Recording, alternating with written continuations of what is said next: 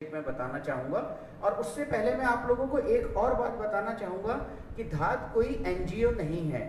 धात कोई सरकार से फंडिंग या किसी कॉरपोरेट से फंडिंग लेने वाला ऐसा संगठन नहीं है। धात आम समाज के सहयोग से चलने वाला एक जन संगठन है जो आम समाज के सहयोग से चलता है। उसके बारे में मैं या हमारे और साथी डिटेल में भी बताएंगे और आम समाज के लिए ही काम करता है।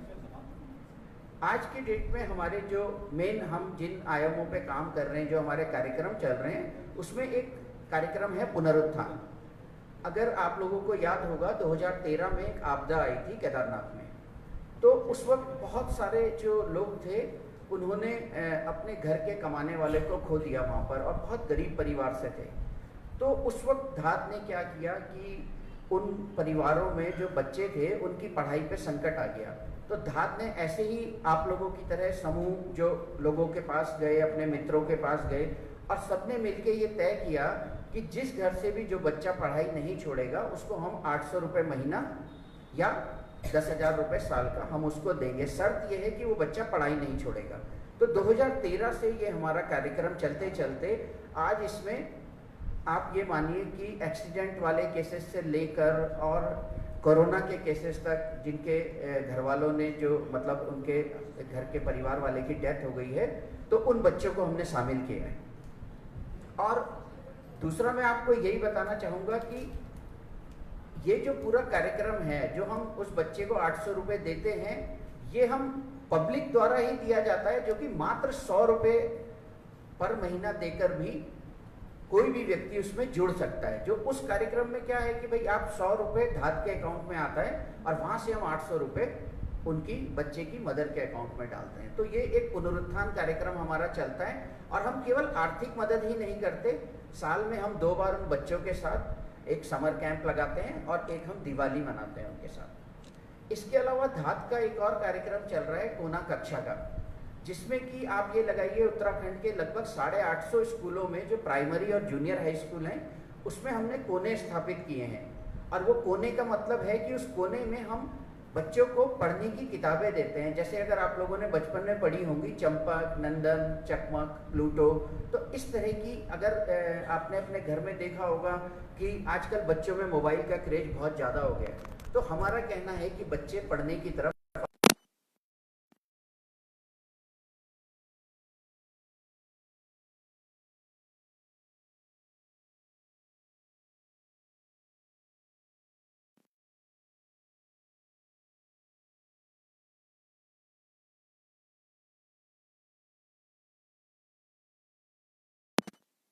के, तो उन्होंने अपने स्कूल में उनके नाम से वो कोना लगाया। तो उसमें जब किताबें जाती हैं तो वो बच्चे मतलब बहुत खुश होते हैं कि भाई हम इन किताबों को पढ़ रहे हैं और हमें मतलब एक अपने स्कूल के कोर्स के अलावा भी कुछ जानकारी लेने का अवसर मिल रहा है। इसके अलावा धात के जो अन्य कार्यक्रम हैं, जैसे हरेला का कार्यक्रम है, तो उसके बारे में हमारे अन्य साथी अभी बताएंगे यहाँ आकर। इसके अलावा जैसा कि आपने देखा, इसमें लिखा है कि वृक्ष लगाएं, वृक्ष बचाएं, उपज हिमालय की अपनाएं। तो ऐसे ही हमारा एक फंची कार्यक्रम चलता है जिसमें कि हम उत्तराखंड के अनाजों को प्रोत्साहित करते हैं। उसके बारे में भी हमारे साथी हैं, वो डिटेल में बताएंगे। इसके अलावा महिलाओं के इशूज़ पे, युवाओं के इशूज़ पे, और धात मातृभाषाओं पे काम करता है। धात का मातृभाषा एकांश है। धात साहित्य में भी काम करता है, धात का धात साहित्य एकांश है। और इसके अलावा धात नाट्य मंडल है जो छोटे छोटे नाटक, नुक्कड़ नाटक करता है और सामाजिक गतिविधियों में उसमें कार्य करता है। तो ये एक छोटा सा परिचय है धात का कि हम आप लोगों में से एक आम लोग हैं। मैं खुद जॉब करता हूँ, बहुत सारे लोग हमारे साथ रिटायर्ड लोग हैं, कोई बिजनेस में हैं, तो वो अपने अपनी नौकरी से, अपने व्यवसाय से समय निकाल कर और एक लोगों के पास जाते हैं, उनसे आह्वान करते हैं कि भाई आप लोग भी सामाजिक गतिविधियों में जुड़िए और कुछ नहीं अपने प्रदेश के लिए, एक मनुष्य के लिए, अपने समाज के लिए कुछ कीजिए। तो यही एक धात है जो लगाने के लिए हम यहाँ पर आए हैं। और मैं अपनी बात को समाप्त करूँगा। ये 4 पंक्तियाँ हमारे जो अध्यक्ष हैं नवानी जी, लोकेश नवानी जी, उनकी मैं कहना चाहूँगा। बने हिमालय सुंदर धरती, मानव का आवास, खुशहाली के गीत सुनाते, छुए वृक्ष आकाश, हो समृद्ध हर पर्वत घाटी, सुसंपन्न हो लोग, सस्य श्यामला बने धराए, बने हमारा लोग। धन्यवाद।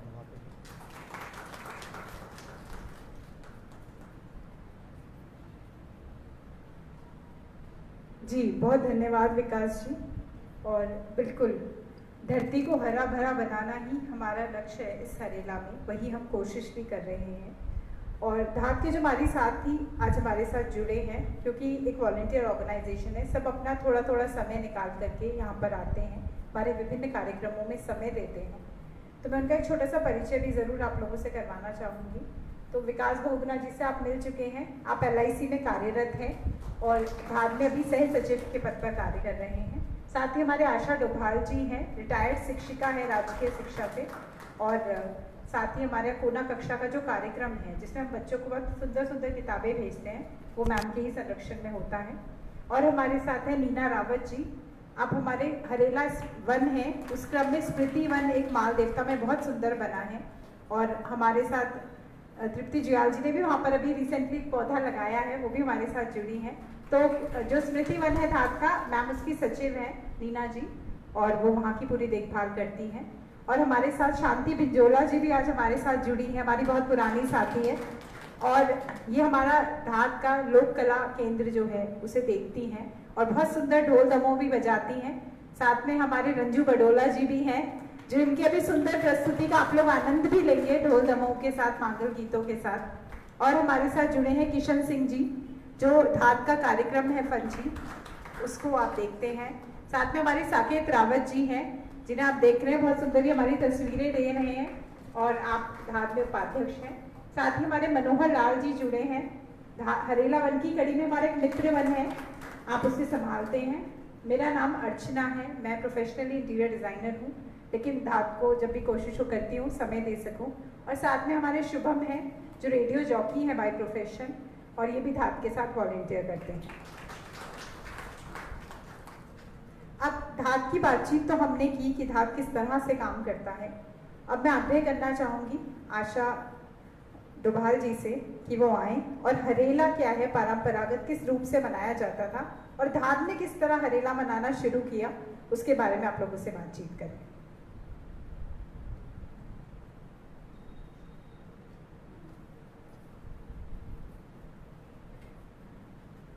थैंक यू अर्चना।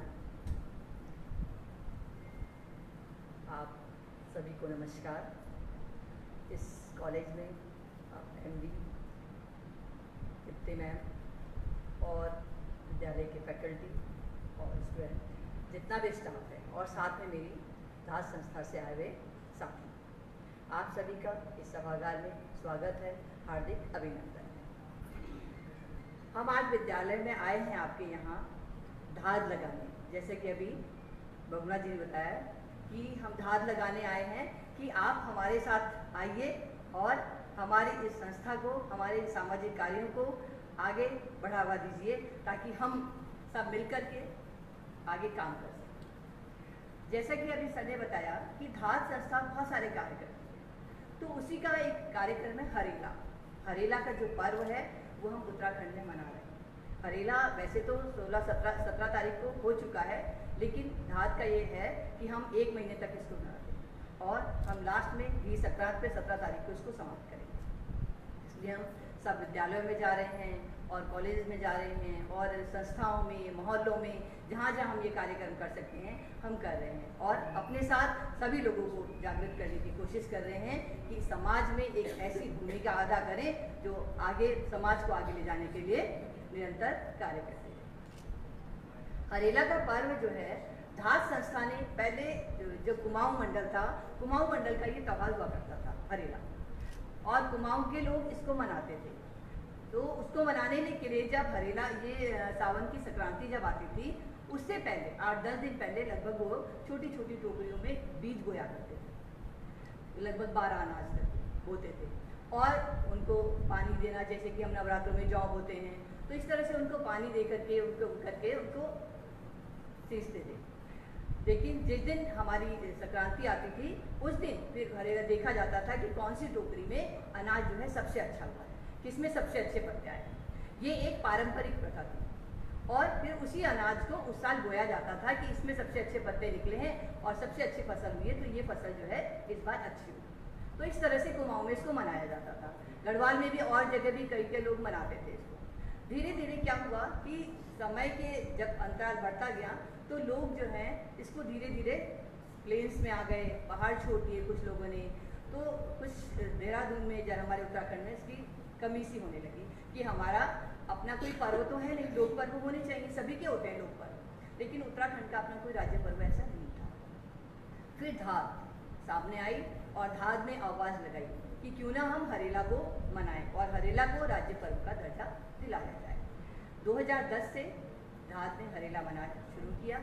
अपने तरीके से मनाते मनाते इसको हम जाते थे कॉलेज में और अलग अलग स्थानों पे जाकर के हमने मनाया। लेकिन 2015 में जब हमने हरेला को मनाया तो उस समय तत्कालीन मुख्यमंत्री जी थे हरीश रावत जी, उन्होंने संज्ञान लिया कि ये जो हरेला का पर्व है धाद संस्था मना रही है। उन्होंने कहा कि आप आइए और मुख्यमंत्री आवास में इसको मनाइए। फिर हमने अपना पूरा प्रपोजल उनको बना करके दिया धाद संस्था ने, तो उन्होंने इसको स्वीकार किया और कहा कि ये राज्य पर्व इसको घोषित होना चाहिए। धीरे धीरे हमारे उस पर कार्य होने लगा और राज्य पर्व इसको घोषित किया गया। और साथ साथ हरेला की कभी छुट्टी नहीं होती। ये छुट्टी का सौभाग्य जो मिला धाद संस्था को मिला कि पूरे उत्तराखंड में हरेला का अवकाश कराया जाए। फिर 3-4 साल से तब से हम इसको लगातार हमने 1 महीने का इसको मनाना शुरू किया, क्योंकि लोग तो मनाते हैं 1 दिन मनाया हरेला और हो गया, लेकिन धाद संस्था ने कहा कि हम इसको प्रकृति पर्व है, हरेला प्रकृति पर्व हुआ क्योंकि हरियाली से हमने शुरू किया, तो ये प्रकृति का पर्व है, इसको प्रकृति से ही जोड़ा जाए और इसको वृक्षारोपण से अगर हम जोड़ेंगे तो ज़्यादा अच्छा। तो वृक्षारोपण से जोड़ते जोड़ते हमने इसको 1 माह का करना शुरू किया और 3-4 साल से लगातार जो है हम उसको 1 माह का मना रहे हैं, लगातार 15-16 से। तभी हम सब जगह जाते हैं, अलग जगाते हैं कि आप इस धरती को हरा भरा बनाने के लिए वृक्ष लगाइए। जितने हम पेड़ लगाएंगे उतनी हमारी हरियाली बढ़ेगी। ये हमारी धरती है, इसका श्रृंगार करना, हम अपना भी श्रृंगार करते हैं, तो क्यों ना इस धरती का श्रृंगार किया जाए। और धरती का श्रृंगार करने के लिए हरियाली सबसे मेन। तो पर्यावरण भी हमारा इसी से है। अगर पेड़ नहीं होंगे तो हमारा पर्यावरण तो शुद्ध हो नहीं सकता, और शुद्ध पर्यावरण में अगर हमको रहना है तो इस धरती की हमें सेवा करनी पड़ेगी, हमें वृक्ष लगाने पड़ेंगे। तो ये हरेला का पर्व है। हरेला मतलब हरियाली से ही जाता है इसका मतलब, और हम इस हरियाली को बढ़ाने के लिए जितना हो सकता है, जितना काम कर सकते हैं उतना करें। हमारे पास जगह की कमी है, लेकिन जहाँ पर गांव में हम रहते हैं, यहाँ तो आपके कैंपस में बहुत सारे वृक्ष लगे हैं, बहुत सारे लोग लगाना चाहते हैं पेड़, लेकिन उनके पास जगह नहीं है। तो पहला तो ये है कि अगर आपको कहीं भी जगह मिले जहाँ आप सोचें कि हम पेड़ लगाएंगे और हमारा पेड़ बच जाएगा, क्योंकि पेड़ लगाना जितना आवश्यक है उसको बचाना भी उतना ही है। अगर हम उसको बचाएंगे नहीं तो हमारे लगाने का कोई फायदा नहीं। तो हम उसको बचाएं, उसका संरक्षण भी करें। साथ ही जिसके पास जगह नहीं है और मन है कि हमें पेड़ लगाने चाहिए, जैसे कि तृप्ति मैम ने लगाया है हमारी स्मृति वन में, तो हमारी इस हरेला वन की कड़ी में जो है हरेला पर्व के अवसर पर हमने बहुत सारे वन भी विकसित किए हैं, जिनको हमने हरेला वन का नाम दिया है। जैसे कि स्मृति वन है, वहाँ पर सबकी लोगों ने अपने अपने परिजनों की याद में वृक्ष लगाए हैं, और वो वृक्ष जो कम से कम 250 पेड़ वहाँ पर हो चुके हैं। मुख्यमंत्री त्रिवेंद्र सिंह रावत जी ने धाद के कार्य को देख करके उन्होंने 2 एकड़ जमीन स्मृति वन में दी अस्थल की तरफ, जैसे कि अभी अर्चना ने बताया था, वहाँ पर 250 पेड़ लगभग लगे। उसके बाद हमने शुरुआत की है पुष्पवन की। पुष्पवन अस्थल की जो लेन जाती है, जो रोड जाती है, उसमें सारे पुष्प केवल 100 पेड़ कम से कम फूलों के लगाए गए। एक बनाया है हमने बाल वन, जो है बनियावाला हाई स्कूल में, वहाँ पर लगभग 80 पेड़ लग चुके हैं, और अभी इस संडे को भी वहाँ पर पेड़ लगेंगे। मेरे मित्र वन नकरौंदा में बनाया, और उस मित्र वन में भी जो है पेड़ों की शुरुआत की गई है। अभी हमने पिछले संडे को वहाँ पर पेड़ लगाए थे। तो इस तरह हम हरियाली को, इस हरेला पर्व को हरियाली से जोड़ते हैं, और हम चाहते हैं कि आप सब भी इस प्रकृति को, इस धरती को हरा भरा बनाने के लिए हमारा साथ दीजिएगा और आगे बढ़िएगा, ताकि हमारी आने वाली जो पीढ़ी है वो ये तो कह सके कि हमारे जो पहले लोग थे, हमारे जो बड़े थे, उन्होंने कम से कम हमें हरी भरी धरती तो दी।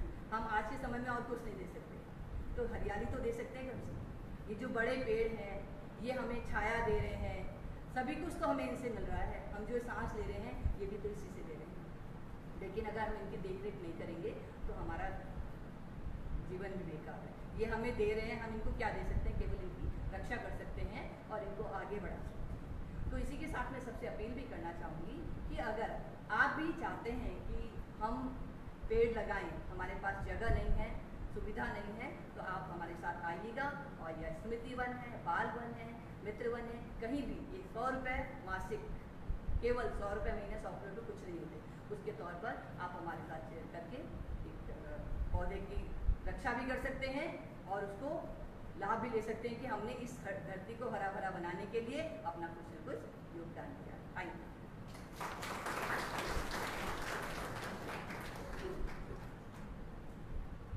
बहुत धन्यवाद मैम। और बिल्कुल जैसा आशा जी ने बताया, 2010 से धाद ने शुरुआत की हरेला बनाने की, और क्योंकि हरेला परंपरागत रूप से कृषि का पर्व है, किसानों में मनाया जाता था, पहाड़ों में, कुमाऊं क्षेत्र से आता था, कुछ क्षेत्रों में हिमाचल की भी मनाया जाता है और छत्तीसगढ़ में भी विभिन्न नाम से पर्व मनाया जाता है। तो क्योंकि कृषि का पर्व था और ज़्यादातर पहाड़ हम सभी जानते हैं पलायन हो चुका है, खाली हो चुके हैं गाँव, और सभी शहरों में रह रहे हैं, और शहरों में हम लोग कृषि नहीं करते हैं, हमारे दूसरे व्यवसाय हैं। तो ऐसे में जो कृषि का पर्व है हरेला, वो हम किस तरह मनाएंगे शहरों में, ये एक बड़ा सवाल था।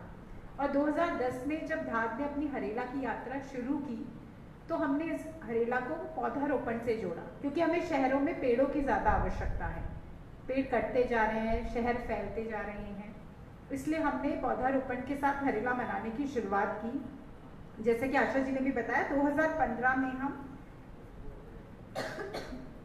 तत्कालीन सरकार के संज्ञान में से ले गए और राज्य पर्व के रूप में हरेला स्थापित हुआ, तो इसका श्रेय भी धाद को ही जाता है। और साथ ही 2016 से, क्योंकि पूरा ही महीना ऐसा होता है बरसातों का, हम जानते हैं पर्यावरण दिवस 5 जून को मनाया जाता है, लेकिन भारतीय परिप्रेक्ष्य में बात करें तो 5 जून बहुत अनुकूल समय नहीं होता है पौधा लगाने के लिए। उस वक्त अगर हम पौधा लगाते हैं तो उसको बहुत ज़्यादा पानी देना, क्योंकि मिट्टी भी बहुत सूखी होती है, तो बहुत मुश्किल होता है उस समय में पौधा लगा के उसका संरक्षण कर पाना। लेकिन उत्तराखंड और खास करके पूरे भारत में जो हरेला का समय होता है, यानी मानसून का, जुलाई का, वो सबसे उपयुक्त होता है। आजकल अगर हम कोई टहनी भी किसी पौधे की तोड़ करके मिट्टी में रोप दें तो वो भी पौधे का रूप ले लेती है, उसमें भी जड़ आ जाती है। तो इसलिए हमने हरेला को पूरे एक माह का करना शुरू किया, यानी 16 या 17 जुलाई, जब भी संक्रांत हो, हरेला संक्रांत से लेकर के। और उत्तराखंड का ही दूसरा बहुत सुंदर पर्व है घी संक्रांत, 17 अगस्त या 16 अगस्त संक्रांत को वो आता है, जब भी संक्रांति पड़ती है। तो उस तक हम यानी हरेला संक्रांत से लेकर घी संक्रांत तक हमने से एक पूरा एक माह का कार्यक्रम बनाया, और हम इस पूरे माह में विभिन्न संस्थानों में, मोहल्लों में, कॉलेजों में, दफ्तरों में जाकर के यही संदेश देते हैं कि आप पौधे लगाएं, पर्यावरण को हरा भरा करें। और इस बार जो हमारा विशेष रूप से कहना है, जो इस बार की हमारी थीम भी है, वृक्ष लगाएं, वृक्ष बचाएं।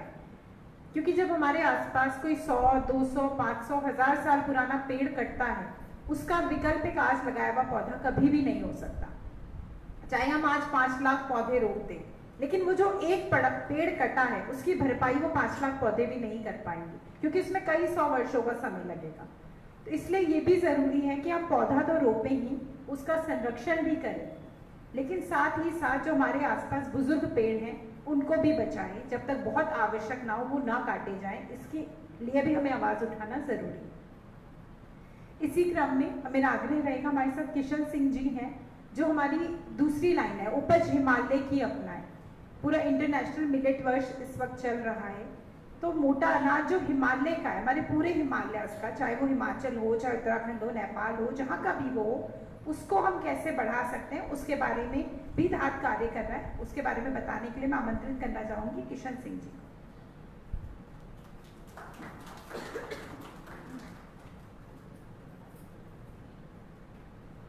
धन्यवाद Archana. Respected MD ma'am, staff and students of the college, और धाद के जो ये हमारे साथी यहाँ पर आए हुए हैं। हम इस साल को जो है साल 2023 को इंटरनेशनल मिलेट ईयर्स घोषित किया गया है यूएनओ के द्वारा। लेकिन हमारे लिए ये मिलेट ईयर्स आज से नहीं, हम लोग इसको पिछले 4-5 सालों से इस पर काम कर रहे हैं। और हम ये चाहते हैं कि हम इस समय जो कि क्योंकि एक भारत सरकार ने भी और अंतर्राष्ट्रीय समूहों ने भी इसको जो है बहुत अच्छी तरीके से मनाने की कोशिश की है। तो इसके दो उद्देश्य हैं मिलेट ईयर के। पहला उद्देश्य है कि जो मोटे अनाज और जो पोषक, मोटे अनाज जिनको हम बोलते हैं, पोषक अनाज जो होते थे, वो आज की डेट पे लोगों की पहुंच से दूर हो चुके हैं। उनको अलग अलग चीज़ों में यूज किया जा रहा है। जैसे कि आपको याद होगा, कोदा हमारे यहाँ होता था, तो कोदे को खाने की बजाय मंड या रागी जिसको हम बोलते हैं, मंडवा जिसको बोलते हैं, उसको खाने की बजाय वहाँ उसकी शराब बन रही है। तो यूज़ तो हो रहा है, लेकिन वो गलत तरीके से यूज हो रहा है और उल्टी जगह पे यूज हो रहा है। दूसरी चीज़ थी, हमारे बाजरे का जो है सबसे बड़ा जो उत्पादक देश है वो भारत है। आपके यहाँ तो खुद एग्रीकल्चर डिपार्टमेंट है, वो आप लोग अच्छी तरह से जानते हैं, मैं इस मामले में ज़्यादा नहीं बोलना चाहता। मैं सिर्फ ये कहना चाहता हूँ कि हमारे लिए ये इंटरनेशनल मिलेट ईयर सिर्फ और सिर्फ जो है एक सिर्फ मनाने के लिए जो है बहुत सिंपल तरीका नहीं है, क्योंकि हमारे यहाँ पहाड़ जो मिलेट्स को जो उत्पादन करता है वो पहाड़ है। और पहाड़ आज की डेट पे जो है बिल्कुल भी अन्न उत्पादन जो है उसका जो उत्पादकता थी वो कम से कम 40% से 50% तक कम हो चुकी है। उसका रीजन क्या है कि हमें जो है उपलब्ध हो रहा है गेहूं चावल जो हम खा रहे हैं। गेहूं चावल कोई बुरी बात नहीं है, मैं मना नहीं कर रहा कि नहीं खाना चाहिए, लेकिन ये जो सारे प्रोडक्ट्स आज की डेट में हम यूज कर रहे हैं ये जेनेटिकली मॉडिफाइड प्रोडक्ट्स हैं। आज से कुछ वर्ष पहले तक, मे बी अनदर पिछले 30-40 साल पहले तक आपने सुना होगा कि किसान अपना अनाज जो होता था उसका एक पार्ट रख लेते थे जो कि बीज के काम आता था। ये हमारे पहाड़ में नहीं, पूरे देश की सभ्यता थी। लेकिन 1965 में जब हरित क्रांति हुई, तो हरित क्रांति रिजल्ट थी 1942 के अकाल का, कि 1942 में जो अकाल पड़ा था उसके बाद जो है देश को आज़ादी के बाद सबसे पहला काम ये हुआ कि हमारे पास अन्न हो ज़्यादा हो, ताकि हम लोग भूखमरी के शिकार न हो दोबारा से। लेकिन वो हुआ उल्टा, क्योंकि उसके बाद, क्योंकि हमारे यहाँ तो भेड़ चाल है, हम लोग सभी मानते हैं इस बात को कि भेड़ चाल में ही चलते हैं। उसने ये किया तो हमने भी वही किया। 1965 में जो हरित क्रांति चली थी, जितनी भी योजनाएं बनी सब उसी हरित क्रांति के इर्द गिर्द घूमने लगी। और आज की डेट पे पूरे देश की जो कृषि है वो 1 या 2 कंपनियों के ऊपर डिपेंड करती है, और वो कंपनियां जो है आपको बीज देती हैं, तो वही बीज जो है पैदा होता है और हम उसी को खाते हैं। अनाजों के बारे में एक बड़ी सिंपल सी बात है कि आप उसको बहुत दिन तक अगर आजकल बरसात में रखेंगे तो उसमें कीड़ा लग जाएगा, फफूंदी लग जाएगी, खराब हो जाएगा, क्योंकि वो नेचुरल है। लेकिन आज का जो गेहूं है आप उसको पानी में छोड़ दीजिए, उसके अंकुर नहीं आएगा, क्योंकि वो जेनेटिकली मॉडिफाइड है, उसमें केमिकल या सब कुछ जो भी है। आज हर एक, आप स्वास्थ्य के बारे में हम बात करते हैं, आज आप चलिए 40 साल से ऊपर की उम्र में, पहले तो नीचे भी है, लेकिन 40 साल और उसके ऊपर की उम्र में लगभग हर तीसरा आदमी शुगर का पेशेंट है या नहीं है? हर तीसरा चौथा आदमी शुगर का पेशेंट है। उसका रीजन क्या है? हमारी फूड हैबिट्स, जो हम खाना खा रहे हैं, जो हम अन्न उपयोग में ला रहे हैं। खैर इस पर ज़्यादा बोलने की जरूरत नहीं है। तो हम लोगों ने जो है धाद ने इसके ऊपर एक पहल शुरू करी अपनी तरफ से। हम पिछले 4 साल से इस पर काम कर रहे हैं। हम लोग जो पहाड़ में किसान जो खेती कर रहे हैं, जो आज भी खेती कर रहे हैं, हम उन लोगों से सामान इकट्ठा करते हैं, वो देहरादून में लाते हैं और उसको जो है, जो लोग उसके उत्सुक है उसको उपलब्ध कराते हैं। मैं इंस्टीट्यूशन से, आपके इंस्टीट्यूशन से भी प्रार्थना करूंगा कि कम से कम आप अपने रोज के खाने में तो नहीं कर सकते, क्योंकि अभी हमारी फूड हैबिट्स ऐसी बन चुकी हैं कि हम रोज मंडवा या झंगोरा नहीं खा सकते हैं। लेकिन स्कूल कॉलेज की मेस में या आप अपने घरों में कम से कम महीने में 2 बार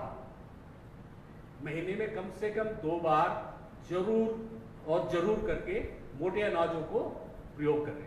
इसमें मोटे अनाजों में झंगोरा हमारे यहाँ जो उपलब्ध होता है, झंगोरा और कौड़ी या मंडवा ही नहीं है, मोटी दालें भी हैं, जैसे राजमा हो गई, और बहुत सारे हमारे उत्तराखंड में कम से कम 2000 किस्म की राजमा होती हैं। हमारी हिमालय बेल्ट में कम से कम 2000 किस्म की राजमा होती है। आप उनको यूज करिए, आप उनको लीजिए। मैं जानता हूँ थोड़ा सा महंगा पड़ेगा इस समय पे, क्योंकि हम लोग उसके बारे में अवेयर नहीं है। पहाड़ में जो है खेती किसानी खत्म हो रही है, क्योंकि उनको जो है उसका पूरा पैसा मिलता नहीं है। इस हमारे पास छोटी छोटी जोत खेती होती है, बहुत छोटी छोटी जोत होती है पहाड़ में, जिसमें कि इतना अन्न जाना संभव नहीं है कि किसी का आप जो है उसमें गोदाम भर सके। तो उनका सामान जो है या तो खुद के लिए प्रयोग करते हैं, या फिर वो आपस में ही रिश्तेदारी में बढ़ जाता है, या फिर वैसे ही अगले साल के लिए खराब हो जाता है। तो हम लोगों ने एक पहल करी है कि हम वहाँ से सामान उठा के लाएँ, और उसको जो है यहाँ पे जहाँ पर भी जो भी लोग हमसे संपर्क कर सकते हैं, हमारा एक ग्रुप बने हुए हैं उसके लिए, पंची करके एक ग्रुप बनाया हमने। उस ग्रुप में आप संपर्क कर सकते हैं, आप वहाँ पे डिमांड कर सकते हैं। आपके घर में उस अनाज को जो भी वाजिब रेट होगी, जो हम किसान से लाके, और जो भी मार्केट से नहीं, जो नॉर्मल वाजिब रेट होगी, उससे हम आपके घर तक पहुँचाने का कोशिश करेंगे। ऐसे इंस्टीट्यूशंस में भी हम मैम से मैं रिक्वेस्ट करूँगा कि मैम कम से कम महीने में 1 या 2 बार आप चाहे जो भी अनाज, मैं ये नहीं कहूँगा कि आप हमसे लीजिए और बेचिए, हम कोई बेचने का काम नहीं कर रहे, हम सिर्फ प्रोत्साहन दे रहे हैं। तो लेकिन कम से कम महीने में 2 बार आप जरूर कोई ना कोई मोटा अनाज बच्चों को दें। उससे हमारी फूड हैबिट्स चेंज होती चली जाएंगी, क्योंकि फूड हैबिट्स का एक बहुत बड़ा वो है। मैं एक इंस्टीट्यूशन में था गुड़गांव में, वहाँ पर केरला से नर्सेज और डॉक्टर्स, वार्ड वाइज वगैरह, मतलब जो पैरामेडिकल स्टाफ था वो आता था। तो वो लोग वहाँ आते थे। अब हमारे यहाँ का जो नाश्ता या खाना जो है, पराठा, रोटी, राजमा चावल, ये सब ऐसे भोजन बनते थे मेस में, लेकिन वो बच्चे जो है ज़्यादा दिन तक सर्वाइव नहीं कर पाते, तो निकल जाते थे, चले जाते थे। तो एक बड़ी वो लगी रही। आप बार बार हर महीने, हर 2-3 महीने, 6 महीने में आप नया रिक्रूटमेंट कर रहे हो। तो जो एमडी थे वहाँ पे, उन्होंने हमसे पूछा कि अभी क्या कर सकते हैं इसके लिए। तो हम लोगों ने उनसे बात करी, बच्चों से बात करी, तो उनका सिर्फ ये कहना था कि सब हमें कोई परेशानी नहीं है, सैलरी कोई इशू नहीं है, रहना भी ठीक है, सब कुछ ठीक है, वर्क इन्वायरमेंट सही है, प्रॉब्लम है खाना। क्योंकि वो साउथ से थे, तो उनकी फूड हैबिट्स अलग है। तो उनकी फूड हैबिट्स के लिए हमने फिर वहाँ पे जो है उनके लिए बोला ठीक है, हम आपको बेस में, तो बाकी लोगों को तो वो नहीं कर सकते, तो हम आपके लिए कैंटीन खोल देते हैं, आप उसमें पेड करके ले सकते हैं। तो हमने साउथ इंडिया से कुक मंगाए और उसको वहाँ रखा, उसने उनके लिए खाना बनाया, और उसके बाद में जो है वहाँ पे रेगुलरिटी, कंटिन्यूटी चलने शुरू होगी। तो ये ऐसे फूड हैबिट्स के ऊपर है। ऐसे ही जो है अगर हम अपने अनाज, कोई भी अनाज, एक कोई भी महीने में एक कोई चीज़ जो है आप पहाड़ी बनाएं। आपको डिश चाहिए, आपको मेन्यू चाहिए, आपको अगर उसकी रेसिपी चाहिए, वो हम लोग आपको दे सकते हैं। धन्यवाद।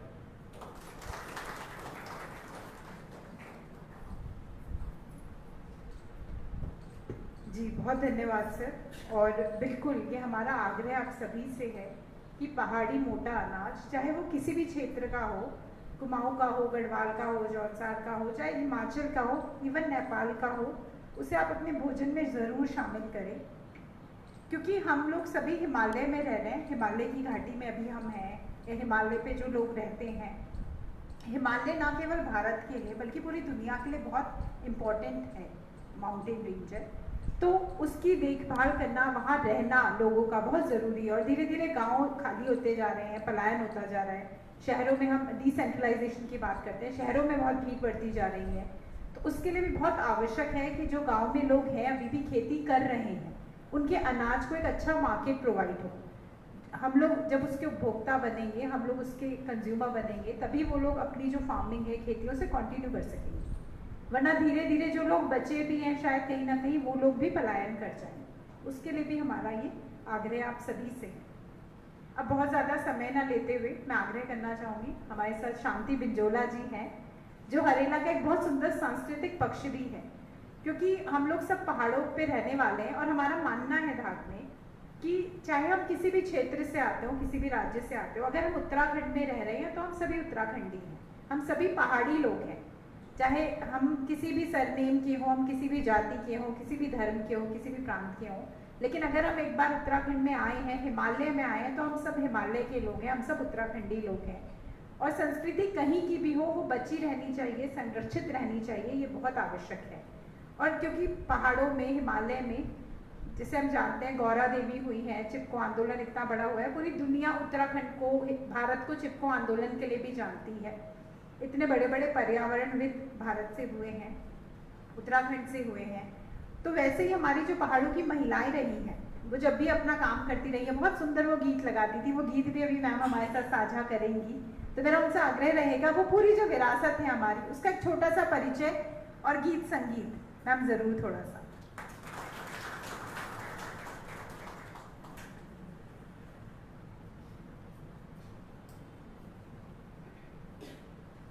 प्यारे से पर्व पर आप सभी को प्यार भरा नमस्कार।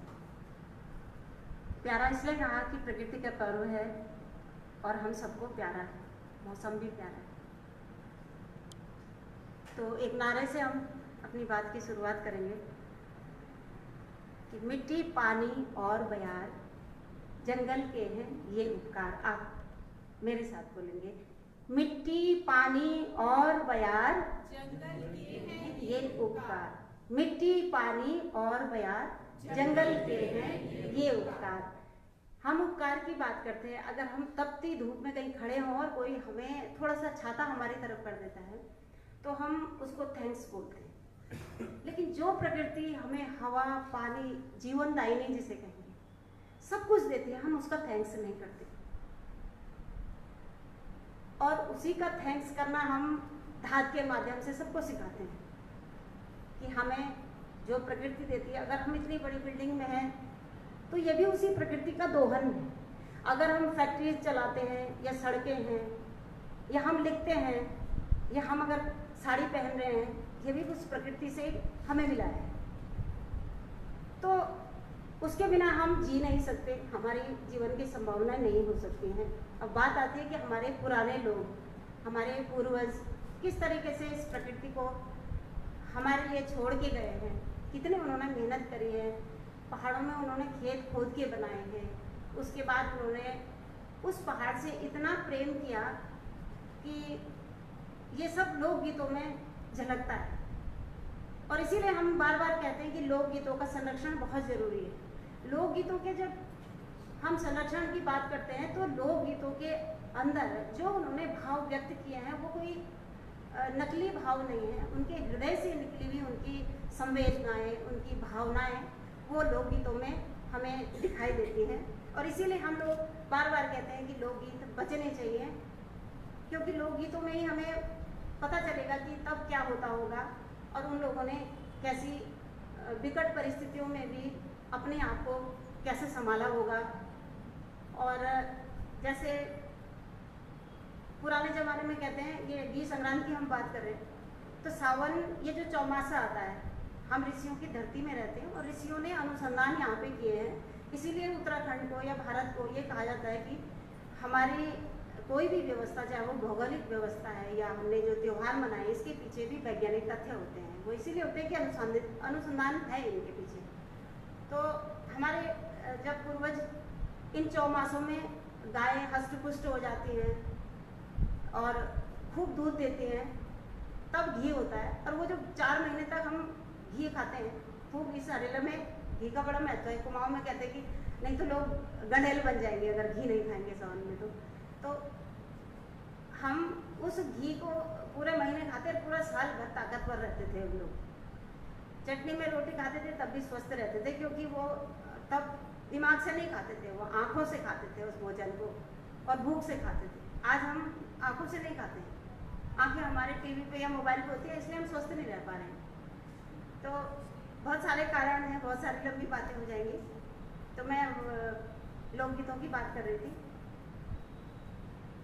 एक सुंदर सा गीत आता है कि डाली झपन्याली वे के की डाली होली, डाली झपन्याली वे अमवा डाली होली, डाली अमवा तुम खैलिया पर डाली ना तूने इस गीत में संदेश है कि ये जो हरी भरी जो पेड़ है ये आम का पेड़ है, और किसी को कहते हैं कि तुम ये आम खा लेना पर इस पेड़ की टहनियाँ मत तोड़ना।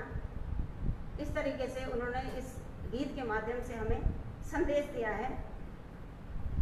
ऐसी झूमेलो गीत है। झूमेलो गीत में ये था कि चाहे बाहर प्रकृति आपदाएं नहीं आती थी। सबसे बड़ी बात मैं ये बताना चाहती थी कि उस जमाने में आपदाएं इसलिए नहीं आती थी क्योंकि मनुष्य प्रकृति के बहुत नज़दीक रहता था। कच्ची सड़कें, आज पक्की सड़कें हैं, भूजल भी हमारा समाप्त हो रहा है, ये भी एक चिंता का विषय है। अगर आज बाढ़ आती है तो उसका भी यही कारण है कि हमारी सड़कें पक्की हो गई हैं और भूजल की कमी हो रही है धीरे धीरे, तो वो पानी ज़मीन में नहीं समा पाता।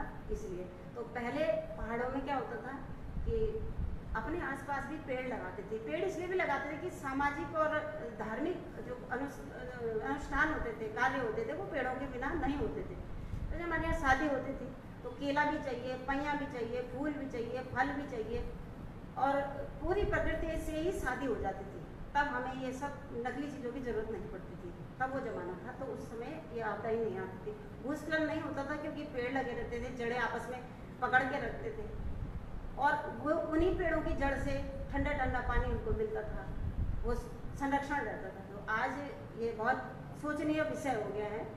तो मकर संक्रांति से लेकर और बैसाखी तक इन लोकगीतों का निर्माण हुआ है, जिसमें कि थड़िया, चौफला, बाजूबंद और ये चांचरी और भी बहुत सारे गीत, पक्षियों के गीत हैं और नारी व्यथा के गीत हैं, खुदेड़ गीत हैं, ये सब लगाते थे। एक तो दिन भर अपने काम में थक के और रात को वो जो है आंगन में झूमते थे और एक तरफ पुरुष एक तरफ महिलाएं। तो ये गीत किसी ने रचे नहीं है। तब ऐसी विज्ञान की क्रांति नहीं थी। लोग आपस में ही अपनी भावनाओं को व्यक्त करते हुए एक लाइन मैंने मिलाई, एक आपने मिलाई, एक दूसरे ने मिलाई, इस तरीके से लोकगीतों का निर्माण हुआ और वो लोकगीत जनगीत लोक में पहुँचे। फिर हम लोगों ने सबने गाए, जिनको हम गाते जा रहे हैं, और उन सभी लोकगीतों में अलग अलग संदेश छुपे हुए हैं। तो जैसे कि मैं झूमेलो की बात करती थी, झूमेलो का मतलब होता है कि झूम लो, चाहे बाहर कुछ भी हो रहा है, मन में वेदनाएं हैं, खुद है, कोई भी दुख है, लेकिन फिर भी झूम लो। हर कष्ट में भी हमारे पहाड़ी लोग खुश होकर के रहते हैं और रात को जो है 12 बजे तक वो अपना गीत गाते थे। तो झूमेलो की 2 पंक्तियाँ मैं आपको सुनाती हूँ कि झूमेलो झूमेलो लगोला झूमेलो झूमेलो झूमेलो लगोला झूमेलो बूटियों की खातिरा लगोला झूमेलो देवी का मंदिरा लगोला झूमेलो सोना को मैनायो लगोला झूमेलो ओ दीदी ओ भूली लगोला झूमेलो ओ बैजी ओ भूली लगोला झूमेलो। आपस में संदेश दे रहे हैं, एक दूसरे का उत्साह वर्धन कर रहे हैं, आनंदित हो रहे हैं। ऐसी हमारा एक गीत है कि माया पहाड़ में पैया पूजा जाता है, देव वृक्ष माना जाता है पैया को, क्योंकि नागलोक का वृक्ष है।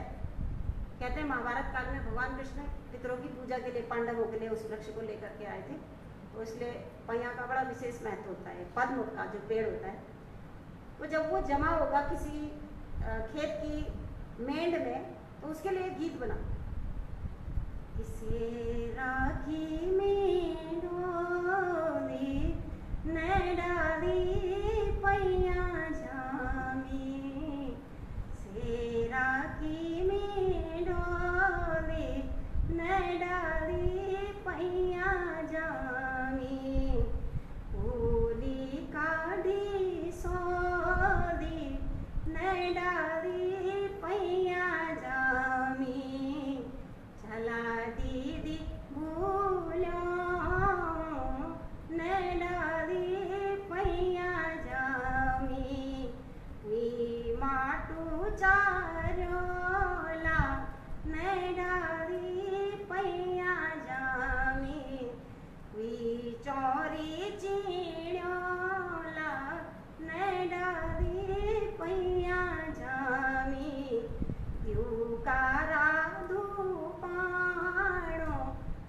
डाली पैया जामी, कि नई डाली पैया की जम गई है, चलो धूप दीप से उसे उसकी आरती उतारते हैं, उसके लिए एक चबूतरा बनाते हैं, कोई मिट्टी लगाएंगे, कोई उसके कंकर पत्थर उठाएंगे, उसकी गुड़ाई निलाई करेंगे। तो इतना सुंदर संदेश हमारे इस गीत में है। एक और गीत आता है कि जब बटोई कोई जाता होगा, हमारे यहाँ एक अतिथि देवो भव की परंपरा रही है, भारत में ही रही है वो तो, लेकिन उत्तराखंड में कुछ खास हो जाता है। तो जो भी कोई बटोई आता है, तो अभी भी आज भी अगर पुराने बुजुर्ग हैं गांव में, तो वो कहते हैं कि क्या गाँव से जरा पान पे जा, है ना, कुछ खै जा, तो अभी भी बोलते हैं, आज भी परंपरा है अतिथि देवो भव की। तो इस गीत में भी यह है कि पथिक से कहते हैं कि तू कौन है, और इस हरी भरी पेड़ के नीचे छाया में बैठ जा, पानी पी के चले जाना, थोड़ी सी सांस ले ले।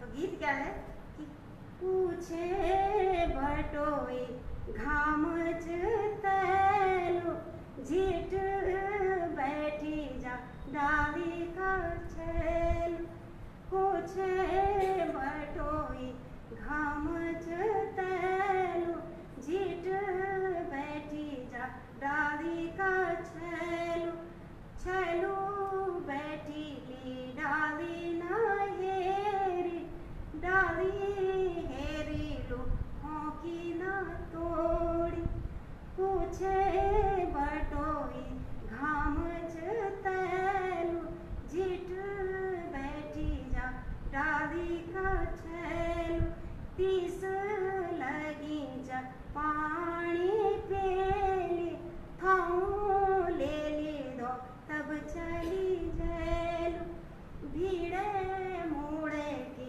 गजने की डाली, झीट बैठी जा तब चली जैलो। एक और बात बोलते हैं, एक मैं अंतिम बंद सुनाती हूँ उसका। वो कहते हैं कि मेरे दादा ने बड़े प्यार से ये पेड़ लगाया है, और मेरी जो दादी ने जो है इसको दूध से इसकी सिंचाई करी है। ये पंक्ति भी है इसमें, इतना दूध होता था कि लोग इतनी पूजा करते थे वृक्षों की, कि वृक्षों में दूध भी डालते थे, पवित्रता के लिए गौमूत्र दूध भी डाला जाता है हमारी परंपरा में। कि दादा म्यारे की डाली लाइच, दादी मेरी की दूध चारूच, बाबा म्यारे की डाली से तेज, माझी की मेरी पानी चारूच, पूछे बटोई घाम तैलो, झीट बैठी जा डाली का छैलो। कहने के लिए बहुत सारी बातें हैं, लोकगीतों में बहुत सारे संदेश हैं, पर अब समय भी देखना पड़ेगा हमें। तो मैं रंजू बडोला जी से कहूँगी कि थोड़ा सा हम ढोल की थाप पे क्यों ना इन गीतों को, तो जो लोग भी नृत्य करना चाहेंगे वो आगे बेझिझक होके आ जाएंगे, क्योंकि हमारी परंपरा यही रही है कि हम चाहे कितने तनाव में हों, कितने थके हुए हों, कितने जिम्मेदारियों में उलझे हुए हों, आनंदित और उत्सव का देश है हमारा, तो इसलिए उत्सव मनाएं।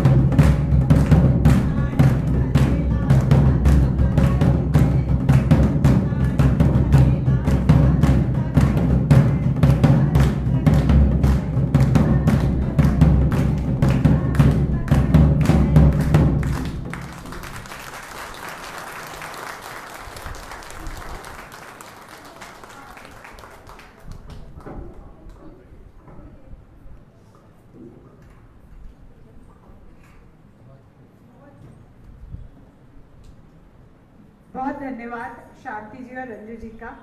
और इस बार तो बिना बोले हुए जोरदार तालियां बजी हैं, तो एक बार अपने लिए भी आप लोग जोर से ताली बजा दीजिए।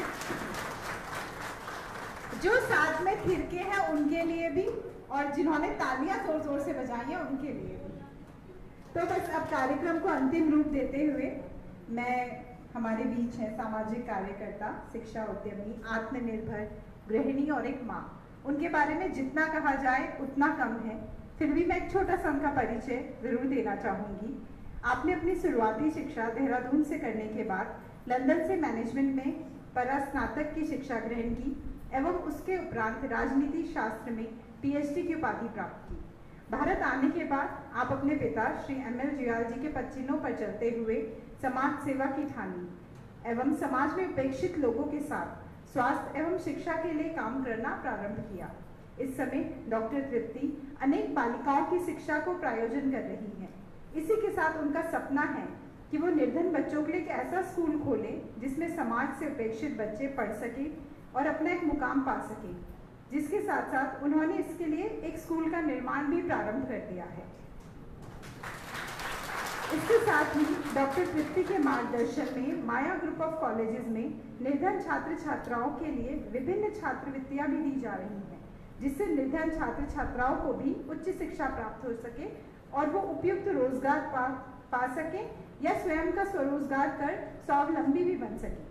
समाज सेवा की दिशा में कार्य करते हुए डॉक्टर तृप्ति द्वारा सेलाकुई क्षेत्र के विभिन्न ग्राम देहातों में स्वास्थ्य जांच शिविरों का आयोजन भी किया जा रहा है। इसके साथ ही डॉक्टर तृप्ति पर्यावरण संरक्षण में भी काफी सक्रिय रहती हैं। डॉक्टर तृप्ति वृक्षारोपण स्वच्छता अभियान, सड़क किनारे से पॉलिथीन उन्मूलन और पक्षी घरों की स्थापना जैसे कई सामाजिक गतिविधियों का आयोजन करती रही हैं और उसमें भाग भी लेती रही हैं। हाल ही में डॉक्टर साहब ने डीबीएस कॉलेज में वृक्षारोपण कर हर जिले में 100 पेड़ लगाने के लिए हरित उत्तराखंड अभियान की शुरुआत भी की है। और जी हमारे लिए भी आज बहुत गर्व की बात है कि आज हम उनके संस्थान में उनके साथ हरेला मना रहे हैं और हम आशा करते हैं भविष्य में भी उनका सानिध्य हमें इसी तरह से मिलता रहेगा। तो मैं उनसे आग्रह करूंगी कि वो आए और 2 शब्द हरेला के और धात के बारे में जरूर कहें।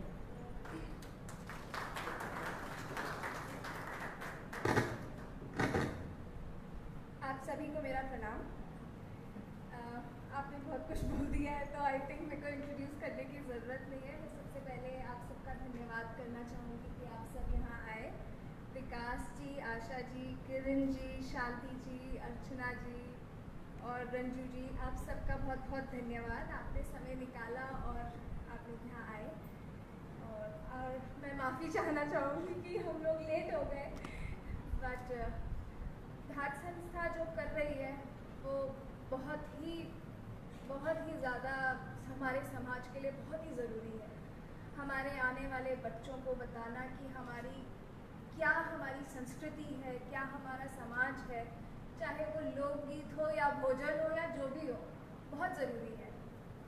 तो धात जो भी कर रही है, मेरी बहुत बहुत शुभकामनाएं हैं धात संस्था के साथ। और जब जब आप लोगों को मेरी सहायता की ज़रूरत होगी, मैं आप लोगों के साथ खड़ी रहूँगी। इसी के साथ मैं धन्यवाद करना चाहूँगी। बहुत बहुत धन्यवाद। Thank you.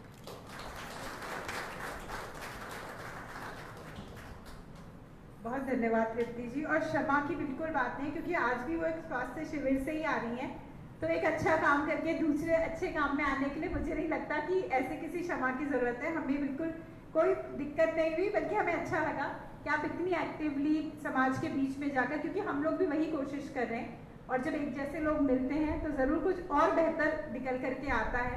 और साथ ही जैसा किशन जी ने भी कहा, एक बार फिर मैं आपसे ज़रूर आग्रह करूँगी कि क्योंकि कॉलेज में HM के स्टूडेंट्स भी हैं और बच्चों के लिए चाहे कैंटीन में, जब भी कभी महीने में 1 या 2 बार बताना भूल गए जी। तो अपना हफ्ते में 1 दिन खीर जरूर बनाते हैं। अरे वाह, मंगलवार के दिन हमारे पिताजी का व्रत होता है। अच्छा। तो हमारी अपनी ही गायें हैं और अपना ही यहाँ पे दूध होता है, जिससे हम मंगलवार को रोज बच्चों को खीर जरूर देते हैं। जब हो रही तो ये बहुत ही हो सकता है, जोर से आप तालियां जरूर बजा दें ML जुयाल जी के लिए भी। ये बहुत बड़ी बात है क्योंकि ये धात तो हम हर जगह जाकर लगा ही रहे हैं, लेकिन हमारी धात हमारे लगाने से पहले उन तक पहुंच चुकी है, तो ये बहुत बड़ी बात है और ये बहुत अच्छा लगा हमें सुनकर। और भी अनाज मैम जो भी पॉसिबल हो ज़रूर आप कोशिश करें। जी बहुत धन्यवाद मैम। तो ये हमारा आज का कार्यक्रम था हरेला का। आप सभी से भी हमारा आग्रह है कि आप जहाँ पर भी हैं, जिस भी क्षेत्र में हैं, आप ज़रूर अपने आसपास एक पौधा रोपें किसी भी उपलक्ष्य में, चाहे वो आपका जन्मदिन हो, कभी रिजल्ट आए, बच्चे का जन्मदिन हो, तो हम केक तो काटते हैं लेकिन साथ साथ एक पौधा भी ज़रूर रोपें। और इससे ना केवल पर्यावरण अच्छा होगा बल्कि हमारी जो एक कोशिश है पर्यावरण को बचाने की, उस दिशा में भी हम एक मजबूत कदम उठा पाएंगे और जो हमारी आने वाली पीढ़ियां हैं वो भी प्रकृति से जुड़ सकेंगी, मिट्टी में हाथ डाल सकेंगी। क्योंकि आजकल बच्चों के हाथ में स्मार्टफोन तो होता है लेकिन उनका हाथ मिट्टी में बहुत कम जाता है, तो उस चीज़ से भी बच्चे जुड़ सकेंगे। और अगर आपके आसपास जगह ना हो तो आप धात हरेला वन से भी जुड़ सकते हैं, जैसा कि पहले भी बताया गया है। मात्र 100 रुपये मासिक सहयोग के साथ आप न केवल एक पौधा लगा सकते हैं बल्कि उसका संरक्षण भी सुनिश्चित कर सकते हैं। तो सभी से आग्रह रहेगा। और साथ ही अगर आपके आसपास कोई बुजुर्ग पेड़ है, बड़ा पुराना पेड़ है, उसकी देखरेख भी करें, सुनिश्चित करें कि वो कटे ना, उसका रखरखाव ठीक तरह से हो। और अगर कोई आकर काटे तो आप फिर एक दोबारा चिपको आंदोलन जरूर शुरू करें उत्तराखंड का। और अब कार्यक्रम समाप्ति के बाद हम सभी लोग पौधारोपण के लिए चलेंगे। तो हम बहुत सुंदर यहाँ पर बॉटल ब्रश और पारिजात के पौधे यहाँ पर लाए हैं फूलों के, वो हम लोग मिलाएंगे। बहुत धन्यवाद आप सभी का।